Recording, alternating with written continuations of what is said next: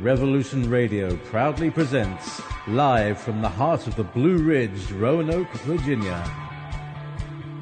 It's the Just Bernard Show with host Bernard Alvarez. Join Bernard as he shares topics that reveal the real matrix and empower your human experience, including world liberty, the esoteric, suppressed technologies, spiritual ascension, and human consciousness.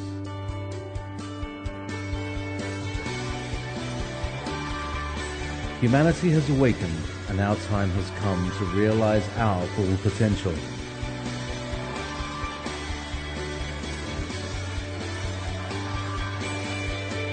And now, live from the Star City, your host, Bernard Alvarez. Anyway, so without further ado, let me tell you a little bit about Madeleine Somerville. First of all, she is an activist. She is an author. She's quite young. My goodness, you are quite a young lady. Good for you, getting your book out so young. And this book is called All You Need Is Less, the Eco-Friendly Guide, Guilt-Free Green Living, and Stress-Free Simplicity. And when you guys get a chance, I hope you will pick up the book. It's written so beautifully. Anyway, without further ado, let me welcome Madeleine to the show. Welcome to the Just Bernard Show. Madeleine, are you there? Hi, Bernard. Thanks so much for having me. I am so grateful to have you on today. Thank you so much. Great timing. I'm very talkative today, so we'll have a lot to talk about. Oh, good. No pressure on me then. I'll just let you go. Anyway, Madeleine, so thank you for coming today, and congratulations on the book. When did the book come out, actually? It came out in April, so it's still pretty young. It's a baby book, yeah. Still a baby, right on. And I saw that you had a foreword written by one of my other favorite eco authors, Billy Sharp, who we've had on the show also. She's wonderful, and I was wondering if you could tell us a little bit to get the ball rolling. What was it that motivated you, or what kind of life experiences have you had to make you feel the passion to create something that's wonderful? Well, I think growing up, in school, we all had that kind of, I don't know how old you are, but when I was growing up, acid rain was the big thing. Like, we were all worried about acid rain, and I remember learning about reduce, reuse, and recycle, and we would recycle as well when we were in Toronto, which is where I grew up. And as I got older, it kind of just faded from my consciousness. It's not something that you really think about when you're a teenager. Recycling isn't necessarily the most important thing on your mind during those years. And my family moved to Alberta, which in Canada is it's stereotyped as a more rednecky province a little bit. And then as I graduated university and I met the man who would become my husband, we moved to British Columbia, which is the hippie province. And so we lived there for about 10 years, and this stuff started to seep back in, all of this eco-friendliness and this sort of consciousness about what we're using and how we're using it and where it's coming from. And shortly after we moved, we got a dog. We got this big English Mastiff puppy named Gus, who is adorable. And I remember bringing him home, and he flopped down on our kitchen floor, and he's got these huge, massive paws that are like 8 times too big for his body. And he starts licking the floor, and we're looking at him thinking, oh my gosh, he's so cute. And then I start thinking that I've been mopping this floor with this cleaner that's like bright fluorescent yellow, and it's got toxic warning labels all over the front. And I have no idea what's in it. And I have no idea what's being left on my floor that now my adorable puppy is eating. And that was sort of the moment when I made the connection between the products I was using in my home and on my body and what was in them. I had no idea.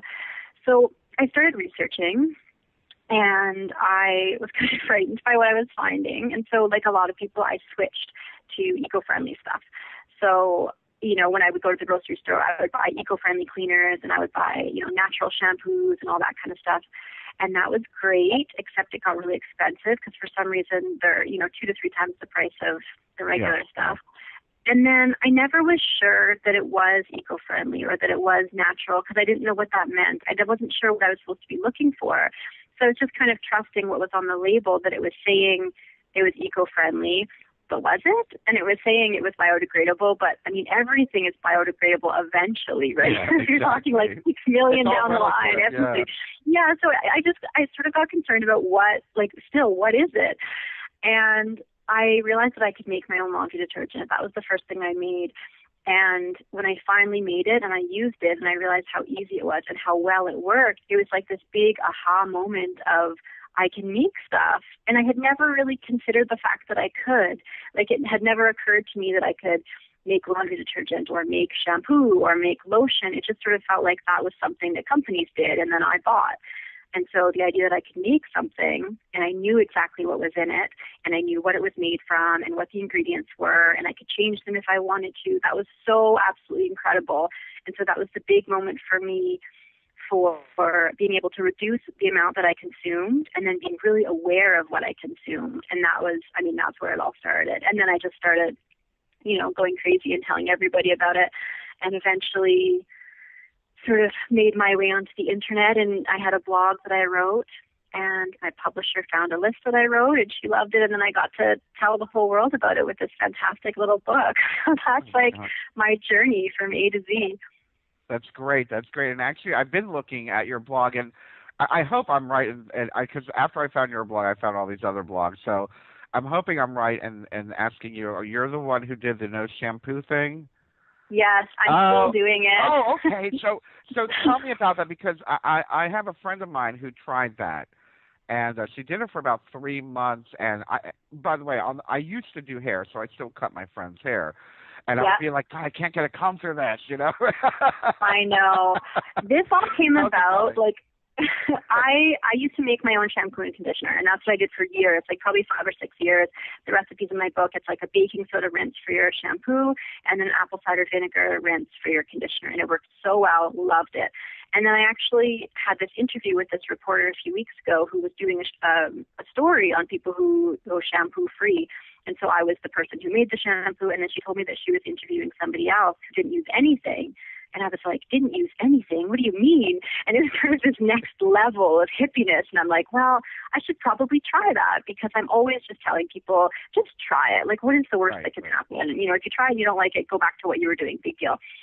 So I decided to try it. I think I'm in week 3. I hate it. I have to tell you, I'm not enjoying it. I'm totally open about the fact that I don't love everything I try. And the book is, the stuff that I've tried and loved.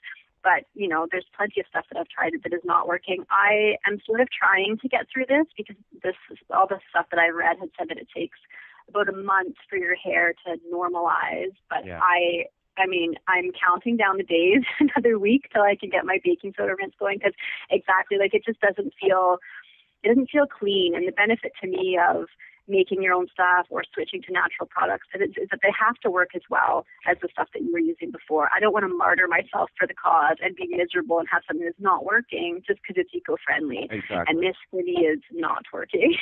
So we'll give it another week, and if it doesn't magically improve in a week, then I can free myself from this nightmare. So now let me clarify a little bit, get a little more detail. You're literally you're not putting anything in your hair at all. I'm not putting anything in my hair. And so a few different stories that I've read from people have said that, we're engaged in this process of stripping our hair, and then we have to replace all the stripped moisture with conditioner, and we're in this whole cycle. And that if you just leave your hair alone, it just self-regulates, which kind of makes sense to me, because that's in a less drastic form. That's what I do with my homemade stuff, is that it's really gentle on your hair. You're not doing the stripping. You're just kind of cleaning it and then softening it. But with this, I just feel like there's got to be something that gets the dirt out of your hair. I don't know. I don't think that this is the solution for me. I think the baking soda thing was working really well, and this maybe not so much. So feel free to try it, people out there, but I am not ready to endorse it yet. Well, if you're interested, I know that on Lake Titicaca, the indigenous people that live on those floating islands, they use urine.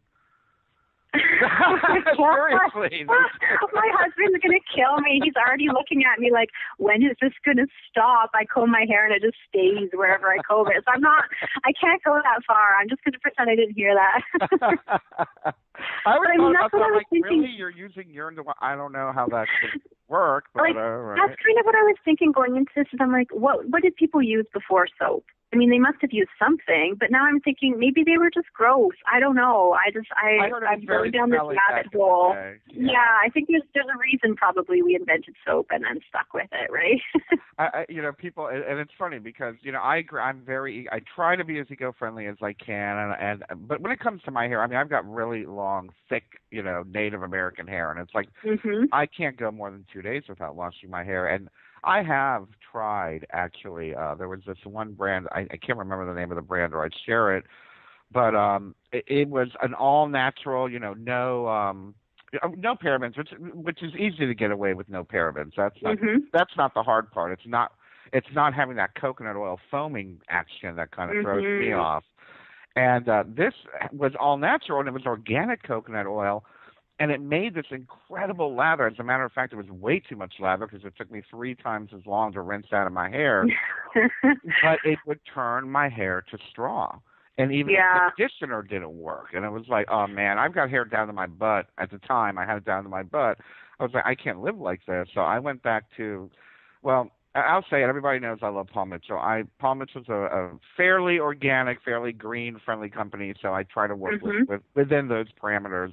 And I can't live with my Paul Mitchell detangler, You should try, honestly. I had the exact same experience, and this is why it's so weird. Like, this is the one recipe from my book that gets the most attention. Because like you were saying, if you've got long hair, it's a big deal. Like, you need it to look good. I mean, I've been living with my hair in a bun for the last 3 weeks, and I'm just like, it's a nightmare. It affects so much of what you feel about yourself. But you should seriously try the baking soda and apple cider vinegar, because I had the same experience with natural shampoos, like the eco-friendly and the natural, and it left your hair really dry and really frizzy and staticky, and it didn't look good, and you just couldn't stick with it because what was the point? But that's what I found so weird about the baking soda rinse and then the apple cider vinegar rinse, was that your hair was soft and it was really light and fluffy, and you could comb it through as soon as you got out of the shower without a tangle. It was so crazy. Like, it works unbelievably well. Give it, like, if you have the stuff in your home, there's zero risk involved. I have. Give it a try, see what you think. And I mean, honestly, like, that's why I stuck with it for 5 years. And even after we moved back to Alberta recently, and we've got really hard water here.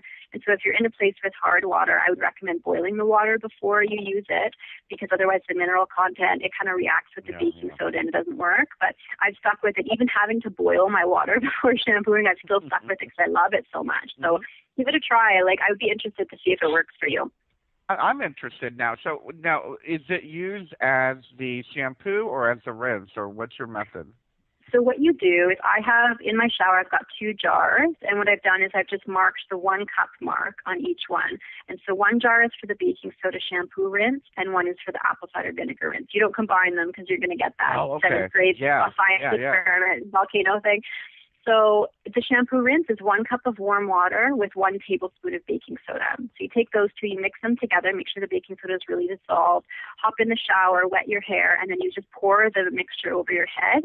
And it's not going to, like you were saying, it's not the foaming, but some people might miss that. But all you're doing is basically just massaging it into your scalp. And if you tend to have like oilier hair, you want to concentrate on the hairline and at the crown of your head, because that's where most of the oil comes from. You massage it all into your scalp, rinse it really well. Your hair is going to feel really clean, but it's not going to feel, straw or dry or anything like that. And then you've got your apple cider vinegar rinse. You can use lemon juice too, which is kind of a nicer smell. Like, some people are really put off by the apple cider vinegar smell. So same thing, 1 cup of warm water and 1 to 2 tablespoons of either apple cider vinegar or lemon juice. And what this is going to do is it's just a little bit acidic, and so it's going to seal your hair. It's going to soften it. And same thing, you just rinse it through your hair. I leave it for a few minutes just like you would regular conditioner, and then rinse it out. And you come out, and if you do use the apple cider vinegar, it's not going to smell. Like, you're not going to smell like a fish and chip shop when you come out. It doesn't smell when it's dry. But if you use lemon juice, it won't bother you either way. And so you just come out, dry it, style it as you would. Like, I love it. I think everyone should try it. It's so crazy. Wow. And I have that. What is it? I want to say bronze, but it's not that big. Bragg's. So, Bragg's apple. I have like a gallon of that. And I use it for everything. Oh, that's the good stuff. I use it on my skin. I drink it. It's why not hair? So good for you. Yeah, if you're going to use it for any sort of like health stuff, you've got to get the Bragg's because it's got that probiotic sort of stuff at the bottom. That's the good stuff. Yeah. That's the good stuff. Exactly. Very, very good. Well, great. You know what? I may have to actually make a YouTube video of this, of the challenge. Oh, do it. I would love to. I'd love to see that. I might have to do the shampoo challenge and see how it works. Now, is it fair to say that it's going to take more than 1 or 2 times for me to get it, or? I don't know. Like when I've read about it, I've heard people say, like, similar to this nightmare that I'm doing now, like, some people have an adjustment period. I didn't experience that. Like, as soon as I started using it, my hair felt awesome. But if it doesn't feel great the first time, maybe give it another try just for fun's sake. But, I mean, if after a few times you don't like it, then, it might not work for you. Everyone's got such different hair. It's so hard to say, which is why I always tell people just to try it. But everyone so far who's tried it has loved it. So I just encourage everyone to give it a go. And I'll be looking for that video, Bernard. I think I'm going to have to try it. I'm going to have to try, but I wonder. I'm wondering, and I hope this is not too personal to ask on live radio. Is your hair virgin or colored? It's virgin, no color in it or anything. See, I'm wondering how I had a woman who reads my blog had really. She had really lightened hair, like she bleached it in streaks, and she was using it, and she really liked it, and so it worked for her. So I don't know. I don't want to promise anyone that it's not going to ruin a really expensive coloring job. I don't want to be liable for anyone's ruined hair, but maybe just brand test or something. Yeah, it works great on virgin hair. Cool, very cool. Back to your book, one of the things that I really loved when I first opened it, and I'm at the page right now, and I love this because one of the things that, many people, here we are talking about giving up shampoo. I'm sure there are listeners that are like, oh, my God, no way, and, it's like, that's so, like, extreme. But, and then there's the other aspect, kind of like, I believe it's in the description of the book and actually on the show. But, we have the eco-terrorists, where it's like, you're using a chemical, get that out of my house, or you're wearing, polyester, get that out of my house. Or, I literally lost a friend because she was such an eco-terrorist that I bought a synthetic Christmas tree, a little 2-foot synthetic Christmas tree. And she went off on me. I said, you know what? You're freaking crazy. I was like, I just moved into an apartment. I need a Christmas tree in the corner, okay? That's all. Yeah. There has to be room for that. I mean, not that I would ever do that again because, it's just one of those, like, last-minute things.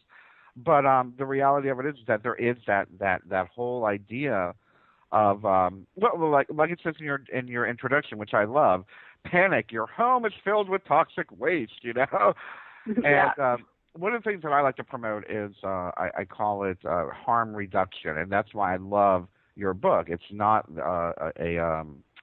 it's not sadistic. Exactly.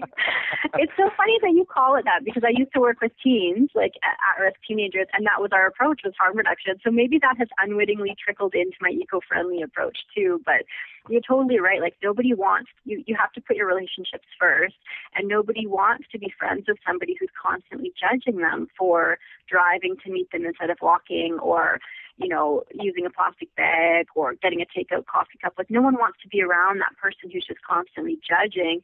And as that person, it's not a great feeling. Like you don't want to be constantly feeling like you're on this high horse because nobody's perfect. And I'm not 100% green 100% of the time. And I would hate to be promoting this attitude and then somebody comes over and sees a plastic fork and it's like, aha, nobody's perfect. We can't expect others to be. And I really am trying to push because I think a lot of people are really turned off by it. And that's why some people are really reluctant to embrace this green movement, is because they don't want to be seen as this preachy environag who is going to judge every purchase that you're making, and I'm better than you because I recycle, and I just so disagree with that. And I think you do the best you can, and I've tried to, in the book, give a bunch of different options. So like in the makeup section, I'm like, you're really technically the best thing for the earth is if you wore no makeup, because then you're not buying anything, you don't have to take it off with anything, you're not throwing it on any packaging. But really, I wear makeup. I wear makeup almost every day. Even if you didn't, you shouldn't feel guilty about wanting to put on makeup for a night out or something. So, I say if you are going to wear makeup, you can choose organic brands. You can look for ones with less packaging. You can, buy ones that don't test on animals, all that kind of stuff. And then one step further, if you're really committed, like if you're a MAC girl or you're a, Revlon girl and you just like that stuff, that's what you use, that's what you buy, you can still be green. You can recycle the packaging, and I get the name of a company that takes the recycling back. And, really? there's layers to it. Like you don't need to just be, there's not one option for everything. Right on. And we're going to talk more about that after the break, and I'm loving this conversation. We'll be right back with Madeleine Somerville after this message. And now, back to your host, Bernard Alvarez.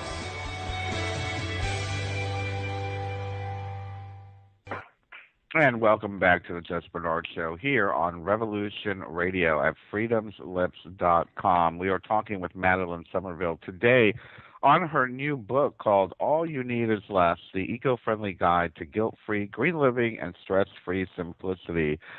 And it can get very stressful, let me tell you. The first thing I want to touch on in this segment, Madeleine, if we could, is the awareness of how many chemicals are in our home. And I think that's an important issue, not to freak everybody out, but we're drinking chemicals, we're eating chemicals, there are chemicals in the water we shower in, and there are chemicals on just about everything. Can you kind of maybe give us an overview of what we're looking at here as far as how many chemicals are in our house? Yeah, this is something that's so hard to quantify, but it really gets overwhelming, and you can kind of just walk yourself through even before you sit down for your morning cup of coffee and think about, okay, so you wake up in the sheets that you wash in whatever detergent that you use, and you dry using a dryer sheet, so all that stuff you're waking up in. And then, you're going to the bathroom, you brush your teeth with a toothpaste that foams, so it's got sodium oral sulfate in it. If you're a woman, you're maybe putting on your makeup. There's, dozens and dozens of other things in there. You're using shampoo, you're using conditioner, you're using body wash, deodorant. By the time you sit down for breakfast, and not even looking at what's in all of our food, there's so much that we're already putting on ourselves, and we know so little about what's in it. And the beauty industry is not super well regulated, and so by the time you've left your house in the morning, you've used dozens and dozens of chemical compounds on your skin that are getting absorbed, and it's just sort of overwhelming when you start to think about the cumulative effects of that, because we don't know.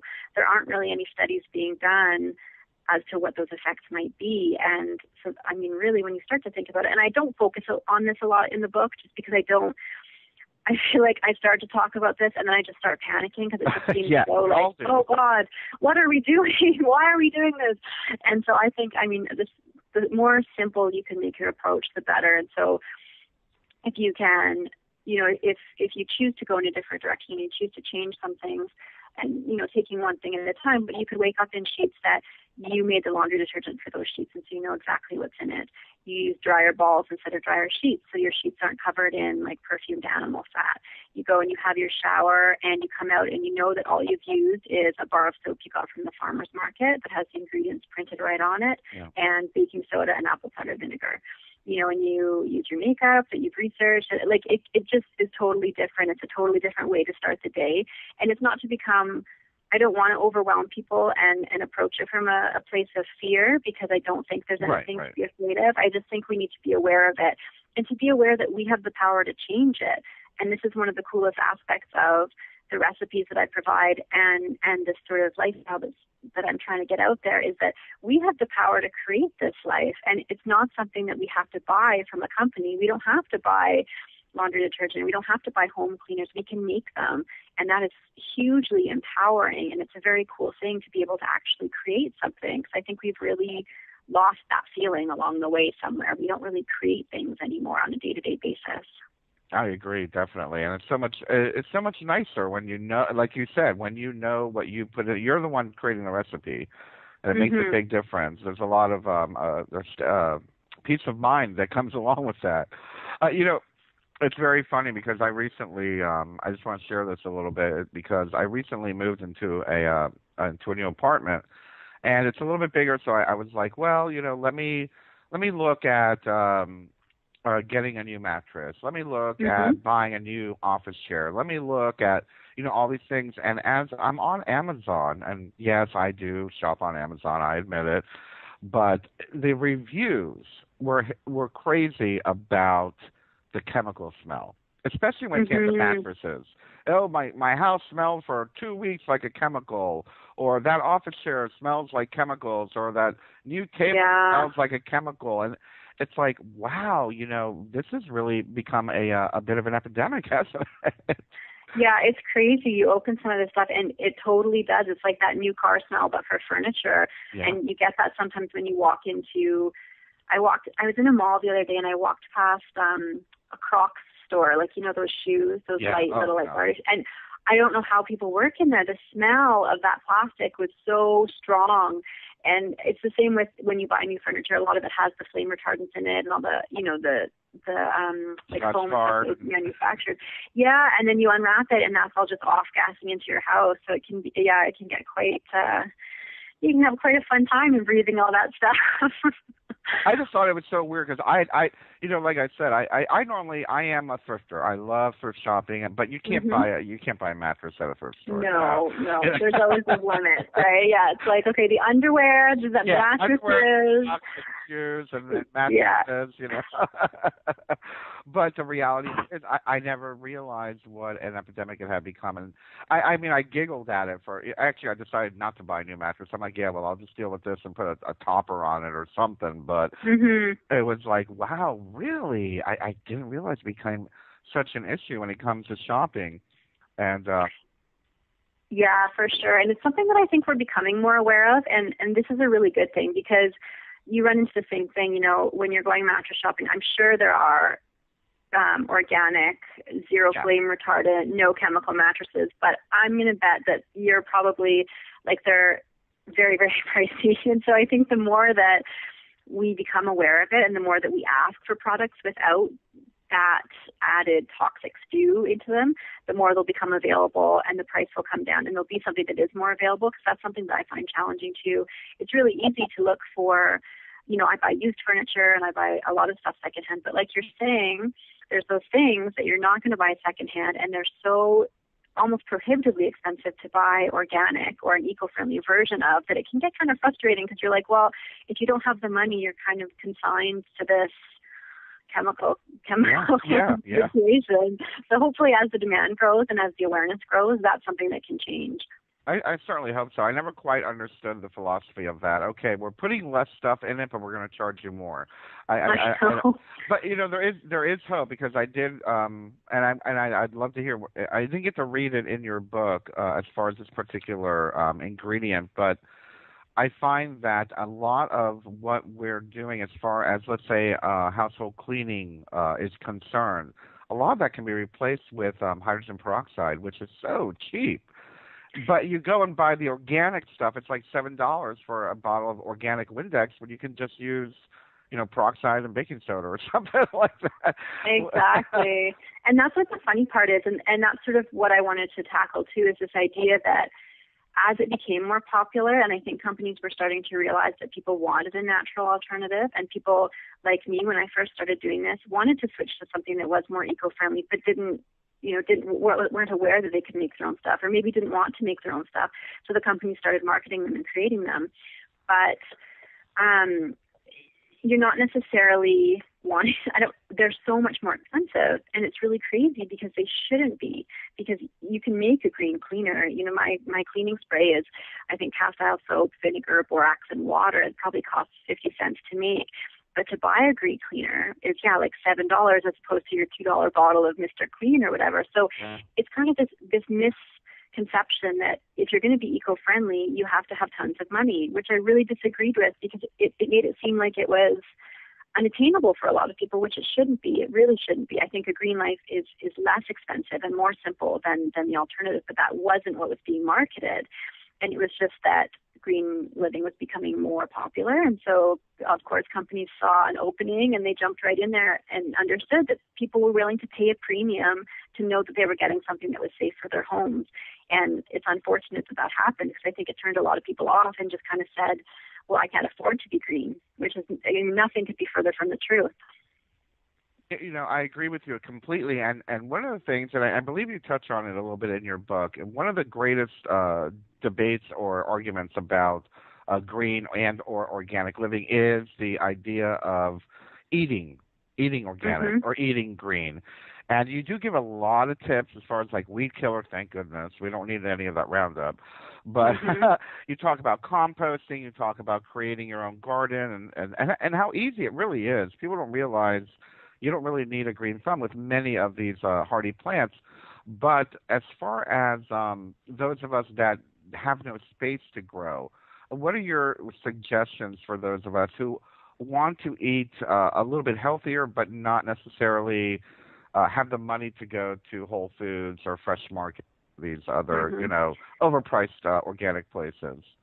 Yeah, and I mean, this encompasses a ton of people who either, it's apartment living, they don't have the space to grow their own food, or maybe just don't want to. Like, not everybody wants to grow their own food, and that's totally fine. Like, not everybody wants to knit their own clothing either, and we shouldn't be forced to do that. But there are still ways to eat a healthy, natural diet without, bankrupting yourself or turning into a farmer. And I think going to a local market is one of the best ways that you can do this. I would choose, if I had the choice between, organic produce that I was buying in a store that came from Mexico or something like that, or local produce that came from a farm 20 kilometers away, I choose the local stuff every time. Because it's very cool. You get to actually go to a farmer's market. You get to talk to the people who are growing your food. Many of them are basically organic. They just haven't been certified, or there's one criteria that they don't fulfill, that they don't agree with, and they'll explain it to you. Yep. And it's very cool actually getting to talk to them and figure out, so this is why you're not organic, because you don't do this or don't do that. And some of them are just tiny little things that you don't necessarily care about, but it prevents them from having that little seal. But you can go and you can talk to them and ask them questions, and the money that you're paying supports them directly. They don't have to pay transportation and grocery stores and packaging and all this stuff. It's just going directly to them.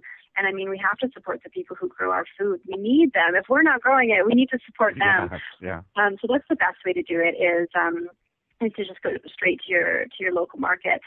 Other than that, my brother and I kind of argue about this back and forth, because the science is a little bit out as whether or not organic produce is actually more nutritious than conventional produce. Some studies say yes, some studies say no. For me, I choose it when I can. And as you said, it does tend to be more expensive, and so I don't always do it just because we're a young family and we're one income, and it's not something that we can always afford to do. You can find lists online of something called the Dirty Dozen, which is the 12 fruits and vegetables that are most likely to absorb pesticides. And so if you can avoid those and buy those organic, then that's a great choice. Frozen fruit and frozen vegetables is also another good thing. If you're using it in recipes, like if you're using it in a casserole or something like that, buying frozen organic stuff is oftentimes going to be way cheaper, and it's frozen right when it's picked, so it'll be more nutritious too. There are a bunch of different ways about it, but I wouldn't necessarily beat yourself up about it if you can't afford organic. You do what you can, right? Yeah. You do the most harm you reduction. Harm reduction. Mm-hmm. And I am one of those people that I will do my best to, eat. I'll eat non-GMO. I'll eat organic, but once in a while, the reality of it is, I like my corn pops, Of course. And I will have my corn pops a couple nights a week, Yeah. No, me too. We all have our guilty foods, and I think this is where you're a real person. We're human beings, right? And we all have our guilty foods that we like. I love movie theater popcorn with that disgusting pump butter that we know it's not butter. I don't even know what's in that. I don't want to know what's in that. Occasionally, I just really like to eat that. And I just sort of go by the 80% rule. Like, if I can do good 80% of the time, I'm totally happy. And I have to give myself that 20% to fall off the wagon or do something intentionally that I just feel like isn't good for me. And, sometimes you just need to do that. And that's fine. That's totally fine. I really like that, the 80% rule. That's a very good way of approaching this. If you're doing good 80% of the time, by all means, I just want to share this really interesting story about, going to a farmer's market. People don't realize that it's cheaper. I mean, it is so much cheaper. I went. Normally, I go to my local in this region. We have Kroger, and for them to buy an organic red pepper, it's like $2 a pepper, or $1.50 an organic pepper. When I go to the farmer's market downtown, I can get 3 peppers for $1.50 organically grown. So I was like, wow, what a huge difference. People think that, it's it's trendy, it's yuppie, it's hipster. No, it's cheaper, And it's also, it's sort of part of this idea of a whole life rather than a fragmented one. And sometimes we segment our time. When you look at your weekend and you're like, okay, I have to go to the grocery store, and then I have to find something to do with the kids, and then I have to do this, and then I have to get outside at some point because it's supposed to be nice on Saturday. And if you can look at your whole life as one piece rather than these fragmented little chunks.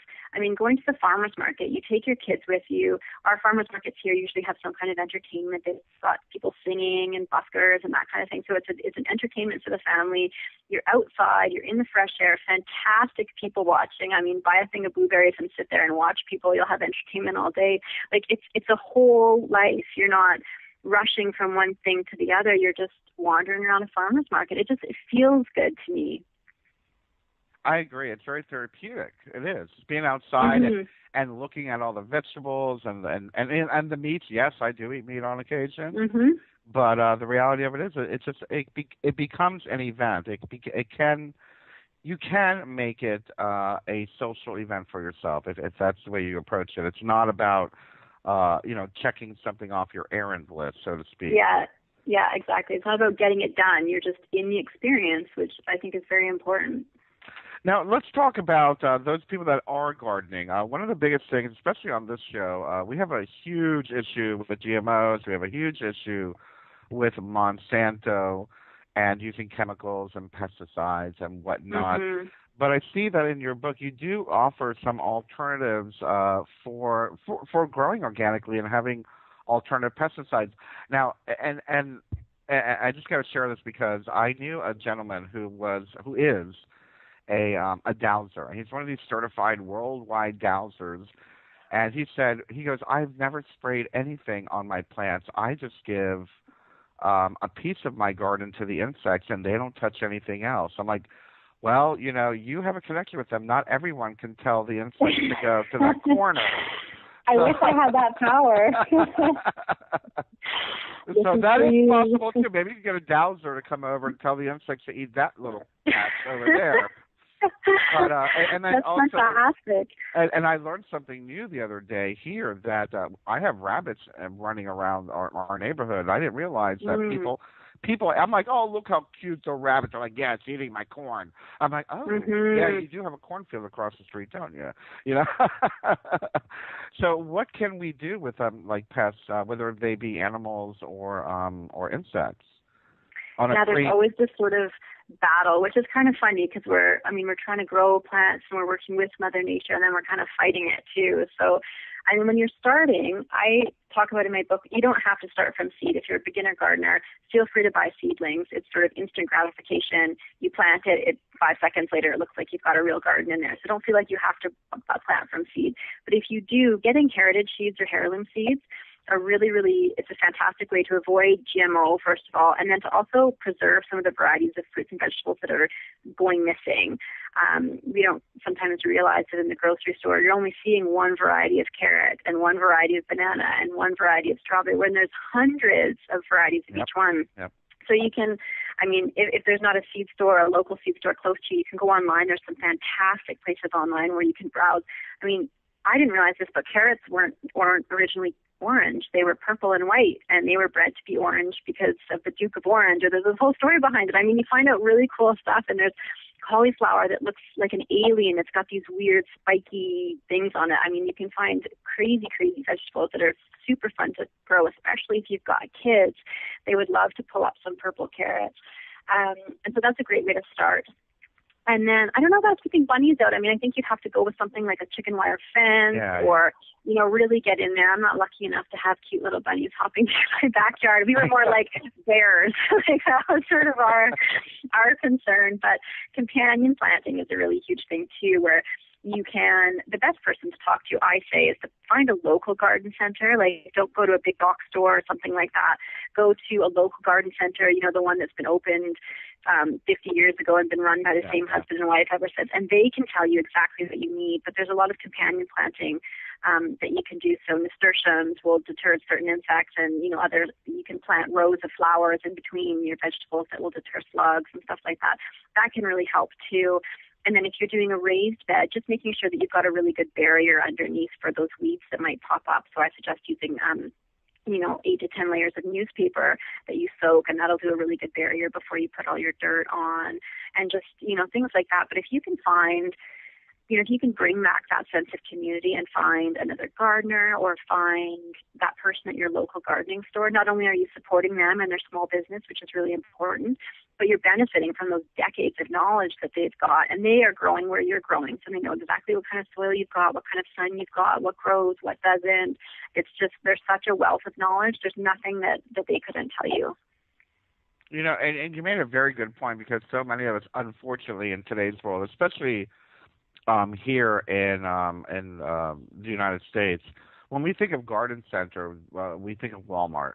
And that is not a 50-year-old garden center. And it's not just, we think that we're saving money, and this is kind of our approach to everything, is we all think about cost. And I do it too, because, as I said, we are not rich at all.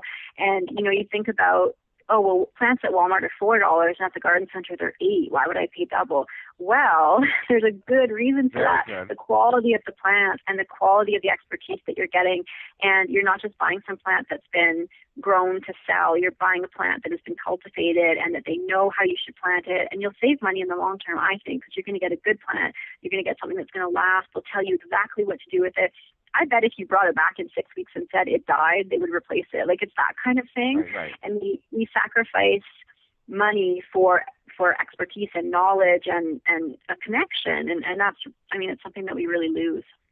Absolutely. And I'm wondering, like, what would be a way for someone to find a non-Walmart-y type garden center in their town, city, or region? How do you find one that's not you just go on the internet? Is that how? Yeah, I mean, I think you can look it up in a phone book or go online. For us, we just kind of drove around. Like, we moved into a new neighborhood recently, and there's one just around the corner, which was really nice. It was super handy to go and, you know, buy a few plants that we wanted to plant. Facebook, actually, I'm always on the fence about Facebook. I love it and I hate it, but it's a really good crowdsourcing tool. So a lot of communities have a local Facebook page, whether it's a buy and sell group or just sort of a community group. And I find those so helpful. I've used them a lot for help with my daughter, you know, asking questions about where's a good play group or where's a good this. And you can go on there and just post a question, and I'm sure somebody's able to help you. I mean, these places, oftentimes they don't have a huge advertising budget. My husband owned a small business for many years, and it's always a struggle, because it's like, do you spend money to advertise, or, you know, do you pay yourself this week? So oftentimes they don't have the huge billboards on the highway, but take the time and try and find them. Right on. And now, back to your host, Bernard Alvarez. And welcome back to the show, everybody. You're listening to the Just Bernard Show here, and we are speaking with Madeleine Somerville about some eco-living tips and, of course, our brand new book called All You Need Is Less. I wanted to just let everybody know that next Monday here on the Just Bernard Show, we are very, very pleased to have Walter Cruttenden is going to be joining us. He is an alternative researcher and author. If you are interested in the cycles of time, astronomical phenomenon, the Mayan calendar, all of these are great cycles of the ages, etc. He has worked with Graham Hancock and so many other people, and he will be at the CPAC conference, which is, I believe, is next month in Arizona. I hope I'm not wrong. But anyway, just check it out at cpaconline.com. But Walter will be here to join us for the first hour of our show next week. I think that's going to be a very, very wonderful talk with him. But with that, I'm very happy to have Madeleine Somerville with us today. Welcome back, Madeleine. Hello. Hello. And did you get a chance to have a little break there? Yeah, I did. I ran. I was like, I hope I make it. Very good. Very good. We have. I'm glad we have 2 hours. People say, why are your shows 2 hours? Because we have so much information to cover. And I'm sitting here going from cover to cover in your book and saying, geez, we could do this in about 6 hours. But let's start with, in this hour, I would like to talk, if you could, to give us a little, some pointers as far as our listeners that have family.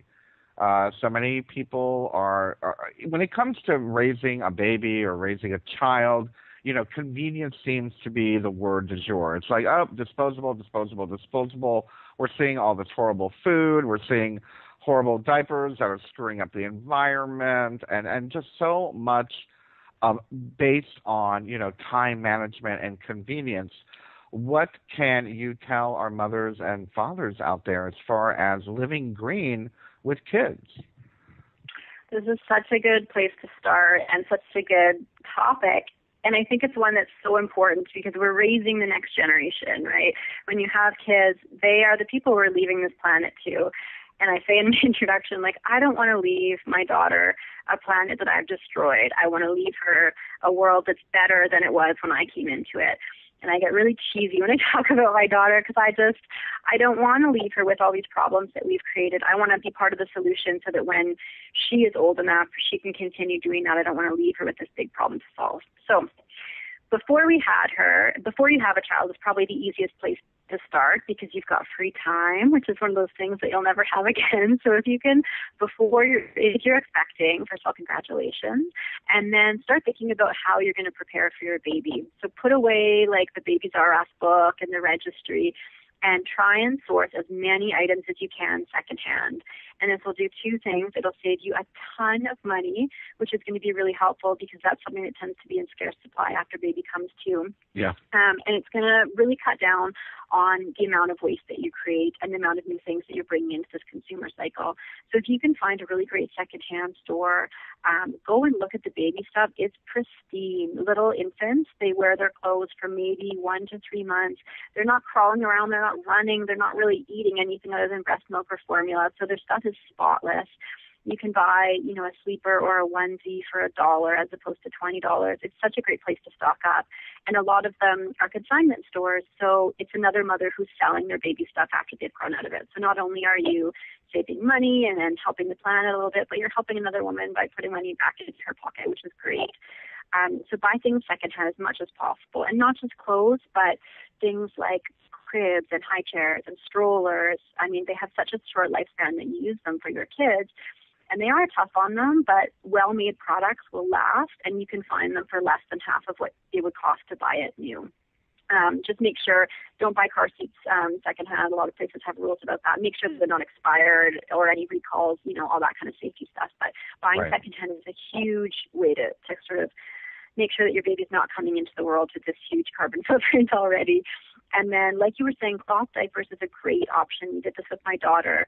Again, it's not for everybody. If you don't have a washer and dryer or you're in an apartment building, this might not be the option for you. And in that case, there's eco-friendly diapers that might be a better option. But cloth is very easy once you get into it, and a lot of people are intimidated by it. But if it's the only thing that you've known, then you're not going to miss anything. And our mothers did this for years and years and years before we had disposables. So you can get yourself a set of cloth diapers. A lot of people register for them, which is great because it's so easy for people to buy you gifts. They just buy a cloth diaper and they're done. And you can get ones that'll last your baby all the time, from when they're newborn to when they're toilet trained. So you don't have to keep buying different sizes. Where was I going to go from there? Oh, and then you go to the toy because as soon as they're out of the baby stage, then the real fun begins because everyone starts buying them stuff, which is so nice, but also so overwhelming. So we sort of decided that we weren't going to buy plastic toys, and we asked our family to buy secondhand stuff and nothing that was plastic. And this is kind of a sneaky way to cut down like 90% of the stuff that's out there. Because if you go into a toy store, and next time you're in a toy store for whatever reason, try this. Look around and look for something that has zero plastic in it, and you'll be looking at like 5% of the stuff. Yeah, right. I thought all daycares were made of plastic. Right? And I mean, it's really incredible because you tell people no plastic, and suddenly, like, my mom was like, I can't buy anything, and I'm like, that's the point. And it sort of solves the problem too, because it's the same type of situation. Wood toys are a lot more expensive because, you have to carve them and paint them, and you don't just get to stamp them out in a factory. But that's the good thing because they are more expensive. You buy one really good toy as opposed to 10 junky ones that'll break in 3 weeks. So by doing that, you cut down hugely on the amount of toys that your kids have, on the amount of clutter that you have, and, it'll make you a lot more sane in the long run. And there's been studies that have shown that the less toys kids have, the more creative they are, the more their imaginations develop. There was one study where they took all of the toys out of a daycare for 3 months to see what happened. And, I mean, they don't die. The kids don't die. They develop imaginations, and they play, and there's no fighting over toys. And it's kind of cool to see what happens. And, I mean, obviously we have toys, but just limiting the amount that comes in is a really great place to start. And if you were saying the time, and a lot of times it is an easy place to cut corners because when you have a newborn or you have several children, you don't have time. And so a lot of these things seem like they're out of reach. You're thinking, how am I going to make my own laundry detergent? Like, how am I supposed to make my own lotion? I don't even have time to shower. And this is where if you're using products that are safe for the earth and safe for your kids, you're not going to worry about them getting into it. And they can be involved in a lot more activities with you. So my daughter washes dishes with me, and she helps me hang up the clothes. Like, she's a toddler now, so obviously your infant isn't going to be doing this. But if you're not worried about your kid, drinking the cleaning water that you're using with, they can help you because they're not going to be exposed to all this toxic chemical stuff. So right. It really helps out getting them involved, and then you don't have to break down your time into, okay, so I have to occupy her while I wash the floor. She can help you instead. So you have this whole life instead of these little fragmented sections. And you don't have to put those silly cupboard locks on everything under the sink. Yeah. I remember going to my friend's house. I'm like, everything was locked. I'm like, let me get a cup. They're like, oh, I need to how do I open the toilet? Yeah, right. No, I go to the toilet. I don't have any cupboard locks in my house because, I mean, the only thing under my sink is vinegar. And if she wants to drink that, go for it, kid. Like, enjoy. Alkalize. Yeah. Well, speaking about plastic, up here in Canada, our paper bills for our currency have been replaced with plastic ones. I've seen that. I know. Isn't that funny? And they have they did that in Australia for so many years, and now ours are too. They have there's a little plastic. No, there's a little like see-through part in our bill where it's just like clear plastic. That's odd. Mm-hmm. Madeleine, are you in Canada right now?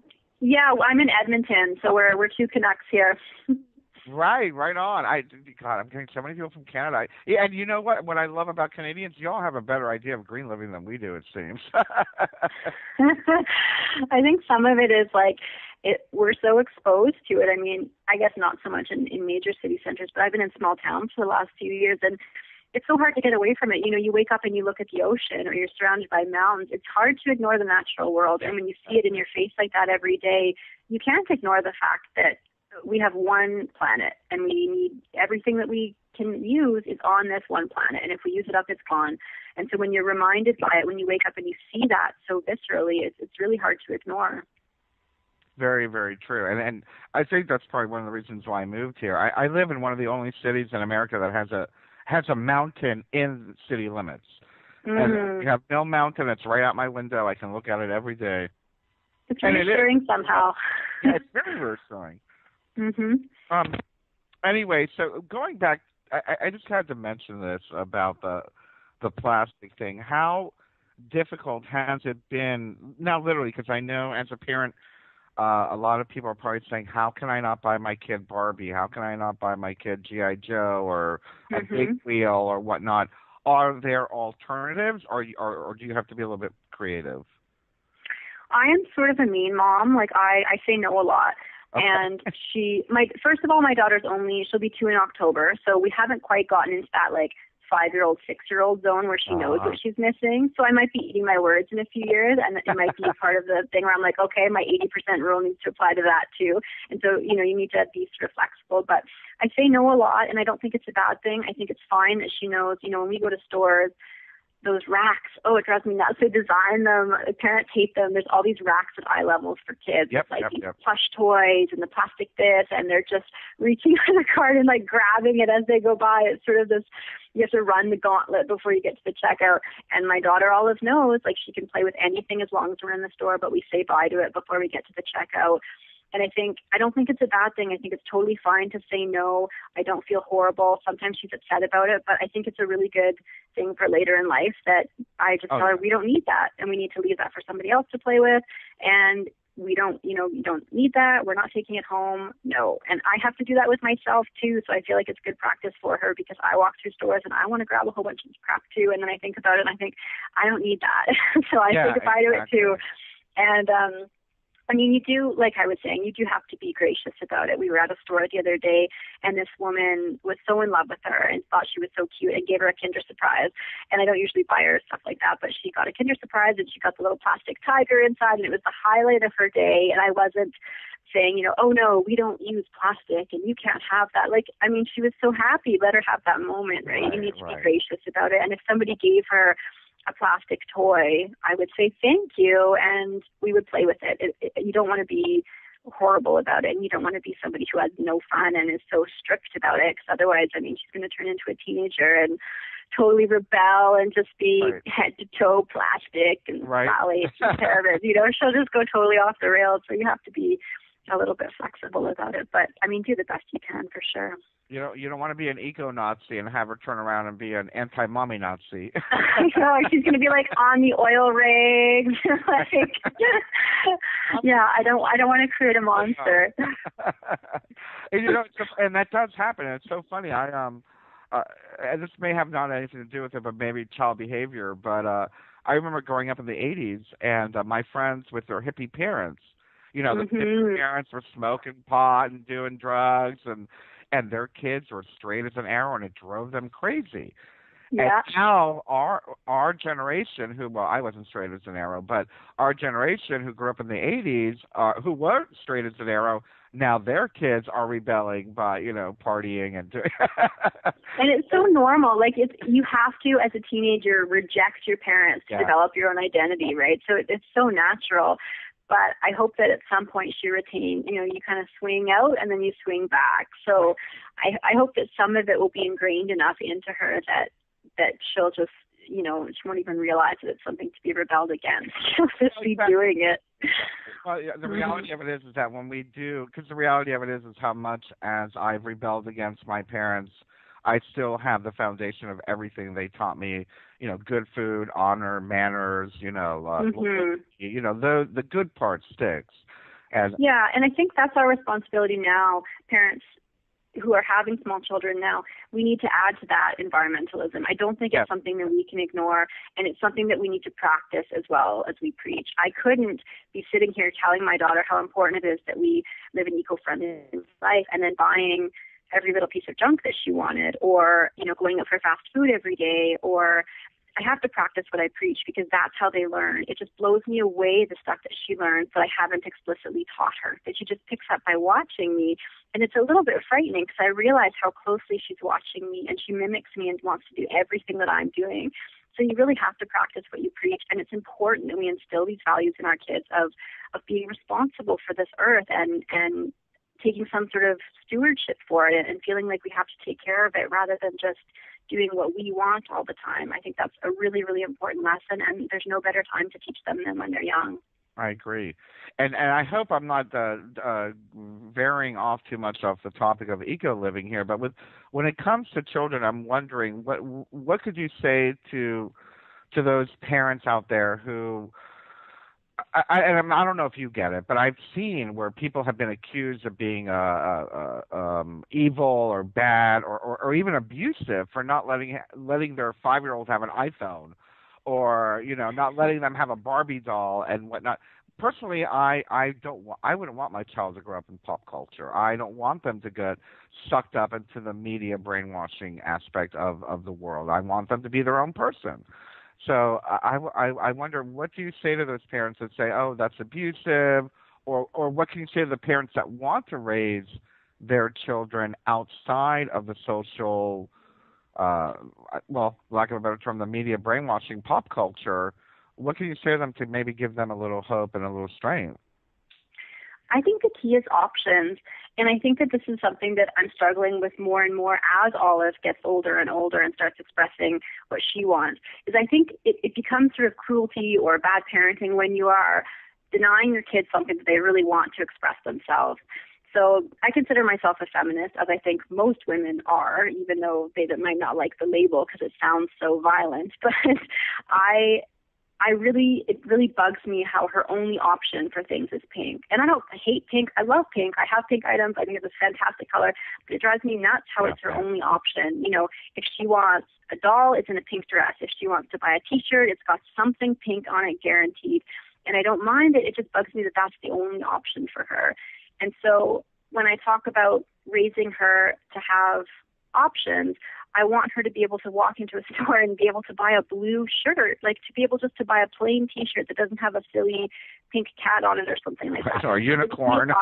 Yeah, like if she grows up and she wants to wear pink, go and wear pink. Like that's where I think it would turn into bad parenting, is if I was like, no, pink is an oppressive symbol of the patriarchy. Right. Infantilize you. Like if I was, saying she could never wear pink and she really wanted to, that's a problem. But if she grows up and she never knows that there's any other option to be feminine other than wearing something that's pink, that's where it becomes an issue for me. Yeah. So I think that you raise your kids with options, and as a parent, you get to make the decisions sometimes. Like I get to say no to junk food and to crappy toys and to watching TV. I get complete control over her for just a few years, and so I totally intend to exercise that control. And we have fun. Like she doesn't know what she's missing yet. She really enjoys reading. She really enjoys playing with her toys. And, she eats everything under the sun. She eats cherry tomatoes like they're candy. So I don't think she's suffering at all. If she grows up and she wants to make different choices, that's totally her own prerogative. But I want to set her up with the foundation that she knows that there's other options out there. So she knows that she doesn't have to buy plastic stuff, that she can make her own stuff, that she can make her own choices, and that she can be feminine if she wants, and it doesn't have to look like a Barbie doll, or she could be not feminine if she wants, and that's fine too. Like just the options that you present need to be there, and they need to be supported. Beautifully said, and I really appreciate the clarity, because many people do fall for the whole.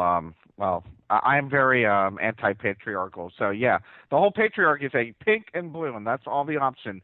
G.I. Joe and when I was a kid growing up, I used to have my G.I. Joes hang out with my friends' Barbies, and we'd have tea parties. She has a He-Man doll right now, because my husband's really into He-Man, because my husband's name is Adam, and He-Man's name is Adam. So he feels like this affinity with He-Man. And he had this He-Man doll, or action figure, I guess, in the package that he was saving because it was a collector's item. And my daughter just loved it and wanted to open it. And a few weeks ago, he opened it and let her play with it, which was like a big deal. I was like, you're a real dad. Like, that's sacrifice right there. And she loves it. So she walks around with this He-Man doll. But, I mean, it's not to... I think it would be just as bad if I was the type of parent, or if I was somebody who was saying, no, you can't play with girly things, you can only play with boy things, because what is that teaching her? That's just teaching her that boy stuff is better. It's just, let her have both. And I found that she gravitates towards both. She's super into fire trucks because she thinks they're awesome, but she also plays with He-Man like he's a baby. She changes his diaper and she pretends to nurse him. Like, I think given the options, kids go to the whole gamut. Like they do everything, but we really limit them by just exposing them to one thing or just encouraging them towards one path. Absolutely, and you know what the reality of it is that when we are talking about eco living, and to really, if we're really going to create the new generation, we have to offer them these options. Like you said, I like what you said. Parenting with options is going to be my new term. I like that. Parenting with options. Now, to switch gears a little bit, we have about 10 minutes left on this segment. what I would like to move on is to the other babies, our little fur babies. And what I am struggling. I personally am struggling. I personally have an older cat who had some cancer, and I went to natural, and I did heal her. Thank you, knock wood. Wow. But I'm not giving her 9 lives anymore. I'm buying her, the good food, which is costing me a lot of money. But I'm wondering what kind of advice can you give to those of us that want to take care of our little fur babies in a more green and eco-friendly way? I think the first thing is to recognize that they're animals. And it sounds so funny to say that because obviously, but we do treat them like our babies, and we give them things that they don't necessarily want. And I'm guilty of this too. But so for, cats, we would buy them toys and we would buy them treats and all this kind of stuff, but they end up maybe overweight or they're not as healthy. Or for dogs, we buy them little coats and we buy them, little beds that look like canopy beds when all they really want is to go for a run and swim in the river. Like, we just sort of need to recognize that they're animals and fulfill those needs rather than the ones that we put on them as humans. So I think if you can get back to the basics, which is, like you were saying, really good food. And this is something that I struggle with, too, because our dog is huge. He's almost 200 pounds. And a lot of people were really recommending the raw diet, which is where you buy raw meat and you cook vegetables and you mix it all in. And I think that is absolutely fantastic. And really, what can you get that's better than that? But it just was not feasible for us to be, we wouldn't have needed to buy this giant chest freezer and to be cooking that much food every week. It would have been a full-time job. So we weren't able to do that, but we always tried to buy the best quality food that we could for him, just because we figured it was less expensive and more humane, really, to be buying him really good food and having a long and healthy life than buying cheap food up front and then paying the difference later in vet bills. And so far, that's really worked out for us. He's 6 now, which is quite old for an English Mastiff, and he's doing really well. He hasn't had any health problems. And really, it's the same for us. If we put cheap stuff in, we can't expect good results out, right? So we do that, and then just trying not to buy them a bunch of junk that they don't want. So now, when we first got him, my mom got him little rain boots, and we got him a coat, and Adam's mom made him this little bedazzled vest that said Gus. Like, it was all super cute because he was our baby, and we were so excited. And I don't look back and regret that, but I think I would do it differently now. And so for treats, I would buy him really good raw bones instead of those sort of like rawhide bones that they chew. It becomes this slimy mess, and you're like, what is that? So just buying like good natural bones that can then decompose and biodegrade rather than this plastic toy that they shred in 5 minutes in the lab, whatever. Or for cats, buying them really good catnip as opposed to, a plastic ball or something like that. The more natural you can get, the better, I think. Yeah, well, they definitely like catnip better than the plastic balls, that's for sure. And have you seen that? I saw this at a pet store one time. It was bark. It was like a piece of wood, and I can't remember what it was now, but cats went crazy for it. Like, she said it was 10 times the effect of catnip, and it was this little piece of, like, it looked like a cross-section of a tree trunk. And oh my God, it's going to drive me nuts. I can't think of what the name of it is, but cats go nuts for it apparently, and they would bat it around and rub themselves on it. Like, it was like cat crack for them. Wow. Yes, I'm sure the internet will tell you what it is. If you look it up, yes, maybe you can find it. Because, the reality of it is that, yes, I have noticed cats do like 4 things, and that's eat, sleep, go to the bathroom, and scratch. They want to scratch things. They don't really care about the most valuable things. It really cracks me up because I can like leave something on the counter, like let's say a bottle cap, and that will be the toy for the month. Absolutely. Or an empty box. Like, what is this an empty box? And they love my backpack. I leave my backpack on the couch, and they're digging in and scratching it and laying in it, and So, but I love what I forgot what it was in your book. The way that you said it, but you're like, they don't need that sweater or boots or that's or not what stroller. they want. There used to be this woman in my old town who would walk around with her dogs in a stroller, and I was like, "You're stroller, yeah." So we're missing the point here. I saw that this weekend, and I was like, "You've got to be kidding me! This guy." Maybe there's a reason. Maybe there's a reason I wasn't aware of, and I hope I wasn't judging her harshly. But I just kept thinking, this is so wrong. Well, the reality of it is, it's not necessarily in their best interest to be locked in a stroller, and they much rather would be on a leash running around. Mm-hmm. And B, what is that stroller made out of? But aluminum, plastic, and other chemically treated, materials. Yeah. I like I said, I saw one this weekend. This guy had two chihuahuas in a stroller, and they were just barking the whole time. I'm like, they want to get out. Let them out. Yeah, they want to smell and pee on things. Yeah, let them be dogs. They're not babies. They're dogs. Yeah, and it doesn't mean we can't baby them. I don't mean to say that we can't baby our pets, because we should. I mean, we love our pets, and it's fine. I mean, for many people who don't have children, they are your children. They should be. I mean, there's nothing better than that relationship. But just they don't want what we want all the time, right? So that aspect of it is what I mean by don't baby them, is don't, give them what they want rather than what we want. And you know what? They are green. They're naturally green. They don't. Oh yeah. They don't necessarily. I don't want to be gross here, but I got to share this. This is kind of funny, but it's kind of gross. My cat, my kitten. Well, I call her kitten. She's 4 years old, Sophia, and she loves to hunt. Oh my God, does she love to hunt? She likes to drag birds inside and little mice. As a matter of fact, she had a baby rabbit a couple of months ago. I was like, oh my Lord.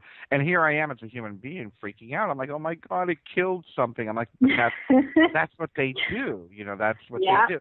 And they don't waste it. They eat it. And I can share that now that one time I was cleaning behind the kitchen table, and there was nothing but a spine and a skull of a mouse. She ate the whole mouse, and cleaned it, bone, licked everything off. And didn't waste a thing. There you go. I didn't have to buy all those fancy treats and, fancy feeds or all that stuff. No, Sophia knows what's up. She's like, here you go. Money on cat food. And you save money on cat food, exactly. I've learned not to. I learned that when she has an animal in her mouth at the window, it's just like leave her outside and let her eat it. Yes, let her finish outside. Yeah. I don't need it. You don't need to bring it to me. You can have it, honey. She wants to give it to me as a gift. I understand, but. My mom's cat would do that too. Just lay these offerings at the doorstep, and you're like, oh, thank you. And I know a lot of people have a problem with that because the cat population is destroying some of the natural habitat. Mm-hmm. But I think the reality of it is that if you let them just eat a bird once in a while, maybe they wouldn't go after so many of them. I don't know. I'm just spewing ideas here, but I just find it's very interesting. And as far as I'm wondering, I didn't get to read the entire chapter, but as far as pet cleaning, pet washing, pet shampooing. We have a break coming up. We'll be right back after this message. And now, back to your host, Bernard Alvarez. And welcome back to the Just Bernard Show here at Revolution Radio at freedomslips.com. We are having a great conversation today with Madeleine Somerville, author of All You Need Is Less. And right before the break, I was asking Madeleine, do you have any alternative options for pet shampoos or even flea powder or anything like that? Or do you know where we can find that type of information? Well, for a long time, what I was using for Gus to give him a bath was just a really gentle castile soap. So something like Dr. Bronner's, which is a really nice soap. Super gentle, nothing toxic in it. You can get it in a few fragrances or do unscented.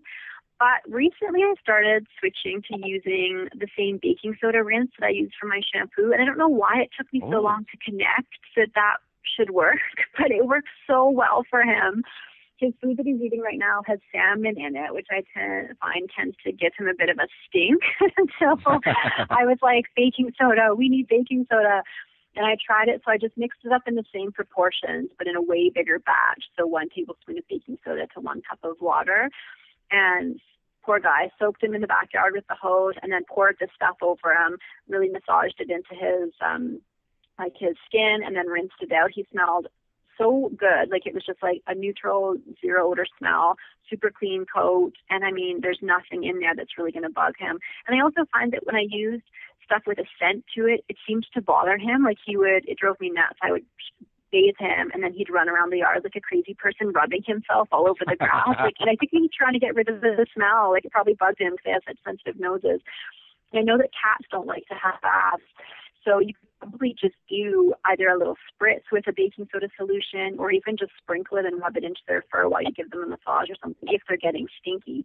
And then as for fleas, I used to add, in the summer, like as soon as sort of spring rolls around and you're getting into flea season, I would add a teaspoon to a tablespoon, depending on how much you tolerate, in water of apple cider vinegar, like the good stuff, like we were talking before, the Bragg's, because that's got all the good probiotics in it.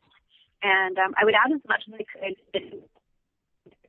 I think I used to just do 1 or 2 tablespoons, or 1 or 2 teaspoons rather, and that does a lot just to repel fleas by making their coat and their fur smell a little bit like apple cider vinegar. Not enough that we can smell it, but it really seemed to deter fleas. And then same thing, I would put a few drops on his coat as well, rather than buying. I never bought the flea stuff that they gave out at the vet. It just, I didn't know what it was, and it just concerned me. So you're like, and I what am heard I it putting calls on like paralysis and stuff like that. I'm like, yeah, there was all these weird warnings, and then it was like, don't touch them for 4 to 6 hours or something. So I just never did that, and I always did the apple cider vinegar stuff, and you haven't had fleas yet. So I mean, that's a win in my books for sure. Right on. Right on. I agree. I think we need to. Well, I mean, what's so funny is we see it all the time in the media. You know, all of these medicines and pharmaceutical companies. Every commercial is 75% side effects. You know. Yes. And it's like, yes. Why do we want to do that? And I forgot who it was. I think it was Oprah was interviewing Maya Angelou. As she said, when someone tells you who they are, listen. Yes, absolutely. And that includes a product, that includes a shampoo, a medicine, whatever. And if you're getting like a weird vibe off something, then don't do it, by all means. Yeah, and you don't want to be creating more problems than you're fixing. And this is a common thing that I found with a lot of the stuff that we use is we solve one problem, but we create 3 more. Yeah. So we spray our showers with the stuff that you don't have to scrub, you just spray it on. Yeah, that's what I'm doing. I love that. Yeah, but what are you exchanging for that? So you're making the chemicals do all the work for you. First of all, you're giving up a fantastic workout, Bernard. You could be having arms that are like cut steel. So you're giving up the workout. But well, mine is vinegar-based. Mine's vinegar-based. Oh, okay, so yeah, that's fantastic. That's fantastic. But like those weird ones that you just push the button and it sprays all over the place. No. I have a vinegar-based spray that you just spray all. Okay, no, you're good. Okay, you're good in my book. But the other ones, like we sacrifice. So we ask the chemicals to do the cleaning for us, and it solves that problem. Check, don't have to scrub my bathtub anymore. But then we create, 3 or 4 other problems because it's toxic if your pets or your kids get into it. It's really damaging to your lungs. It can irritate your skin. You're then washing that stuff down and treating. There's toxic one label all over it, and you have to just put the plastic bottle after. So it's really worth it.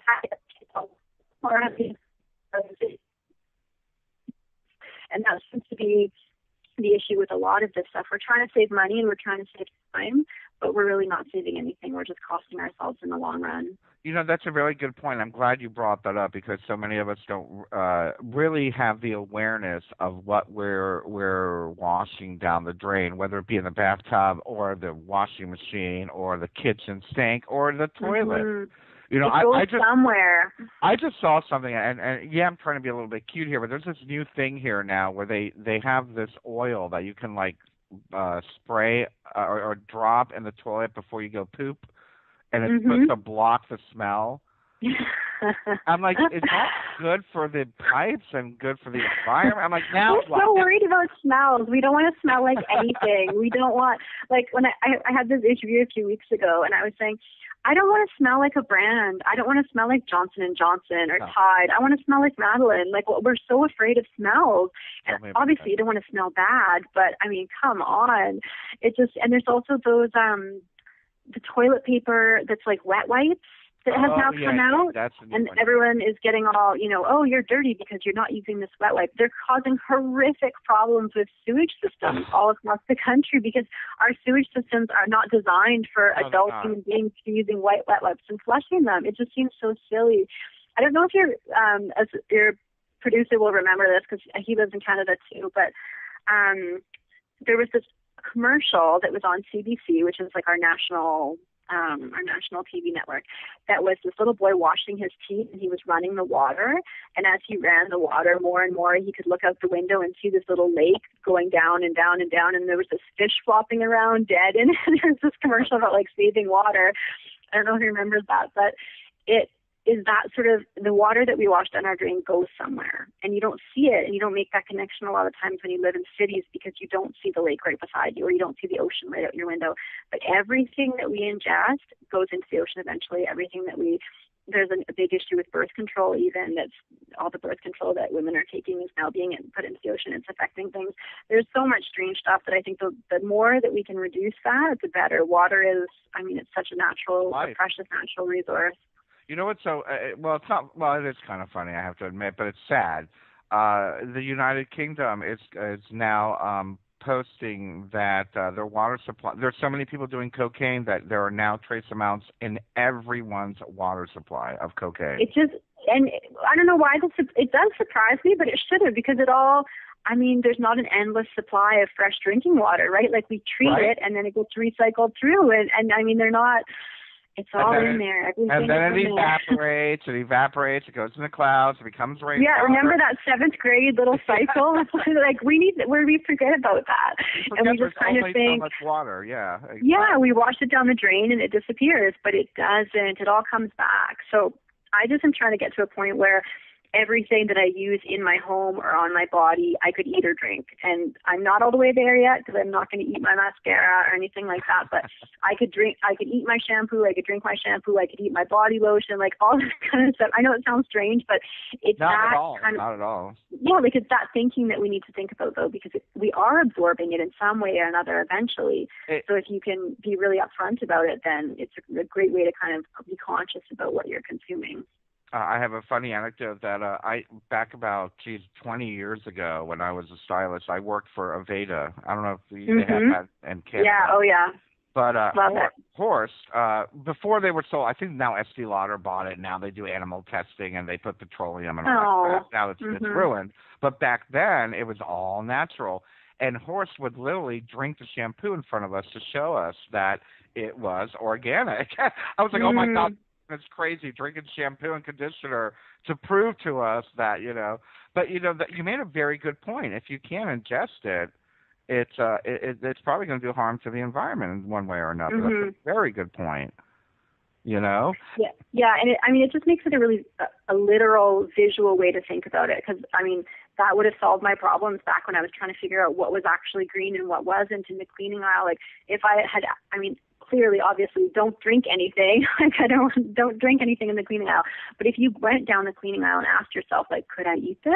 You'd eliminate 100% of the stuff out there. And it doesn't work for everything. I would not eat my laundry detergent, even though I do make it and it is natural. There are some things out there that are natural that shouldn't be ingested and vice versa. But it's an easy way to just kind of really get back to the basics, especially for things that you are putting on, like deodorant and toothpaste, stuff like that you're putting really close to your skin and you're using multiple times a day. It's very important to make sure that they are fairly innocuous. And that's a very good point. And I'm wondering if we can spend the last couple of minutes here talking about some of the recipes for the day-to-day basics. Like I'm seeing here, I'm very interested to hear about this, zero electricity coffee. Yes. Coffee. I have such a love-hate relationship with coffee. I I love it so much, and it makes me crazy, but I always go back and forth. I'm like, I'm not drinking coffee anymore. I'm done. And then 3 weeks later, I'm slugging it back again. But this is a great recipe for summer. I don't know if you guys, it's still hot where you are. We're kind of getting into winter here, unfortunately, but this is a great one for cold coffee, and it doesn't use any electricity, which is really nice. And my friend Celine told me about this, and I got super hooked on it a few summers ago. And what you basically do is you get a jar, like a big mason jar or pickle jar, anything like that, and you're going to get some ground coffee. And if you like cream or milk in your coffee, grab some of that, any kind of sweetener that you like, honey, whatever. So in the jar, you're going to stir together about 1/3 of a cup of ground coffee and 1.5 cups of water. So just dump that all in there, shake it up, and then you're going to leave it overnight. So I used to do this before I went to bed at night, and then in the morning, you're ready to go. You wake up the next morning or after 8 hours, however long you've left it, and you're going to strain the coffee grounds out. If you've got a coffee maker, you can strain it through your filter that you use, or if you've got a really fine sieve or a tea strainer or anything like that, you just want to strain the coffee grounds out. And then I used to put it in a really tall glass with ice and a little bit of almond milk. You pour equal parts of your milk or cream or whatever you want and the coffee concentrate. You mix in a little bit of honey or agave, whatever you use to sweeten it. And it's such a good, delicious iced coffee, and it doesn't require any energy. You wake up, it's ready to go. So, so good. That actually does sound pretty good. I wonder if you leave it for a few weeks if it ferments or. I can make kombucha coffee or something. Include that in your hair video and get back to me on that. Right, or homemade Kahlua or something. I don't know. You could probably make a big batch of it, like double or triple it, and use it for a few days in a row, so you didn't have to keep doing it. But it was just really nice because you wake up really bleary, and then you get this nice, gorgeous glass of creamy coffee, and I loved it. And to those of us who do like hot coffee, I just want to point out that you can, and I do this myself. You don't have to use a coffee filter every single day. You can buy those little screen filters that you can just rinse out, and I've been doing that for years now. I'm like, why buy a coffee filter and waste all that paper and have bleach and all that? I don't know what's in the screen, but after a while, it's so covered in coffee that it doesn't matter. It's 90% coffee by this point. Yeah, exactly. It's been a couple of years now. Totally. But again, it's just these little tricks, and I think that's what people are looking for. If they're looking for the little tips, tricks, what do we call them? Home hacking. You want to home hack a couple things. And tell me, as I'm very interested on my biggest thing is I've tried the whole natural antiperspirant deodorant thing. What have you found to be successful? The one that I've found is a fairly simple recipe, and the only thing that is a little bit challenging to find is the arrowroot powder that's in it. And I think I ended up finding mine at a health food store. I usually try and keep all of my recipes to really easy to find ingredients because otherwise I don't keep doing them. If I can't grab them at the grocery store, then, oftentimes it's not something that I'm going to keep doing. So most of my recipes have, 3 to 5 super easy to find ingredients. And so this one is a deodorant. It's a solid deodorant. And what you do is 2 tablespoons of coconut oil and 2 tablespoons of baking soda. And so the baking soda is really going to help with the odor. And then 2 tablespoons of arrowroot powder.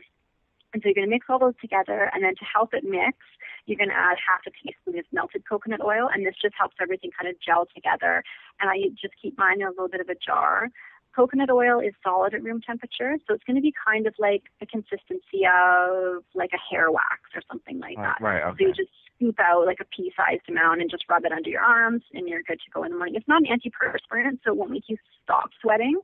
I don't know if there's a natural version of antiperspirant because I think it has to block your pores somehow, and I'm not sure if that's, super green, but this has worked really, really well for me. I've tried a lot of different natural deodorants with limited success. A lot of them just seemed like they put extra essential oils and were like, good to go. I'm like, yeah, but now I just smell like sweaty lavender. So they didn't really do the trick. But this I found really, really effective. So that should work for people if they want to try making something natural. Very good. Yeah, and it is true. I know they have there was a mineral or something that people were using a crystal. A crystal. Yeah. And unfortunately, I am one of those people. It's like, yeah, okay, well, I tried this for a little while, and it's not convenient, and it's not working. You got to wet it every day, and then it spills all over the sink, and the next thing you know, the cat's licking the water. And you're like, that's my crystal. I'm like, don't be licking my crystal, but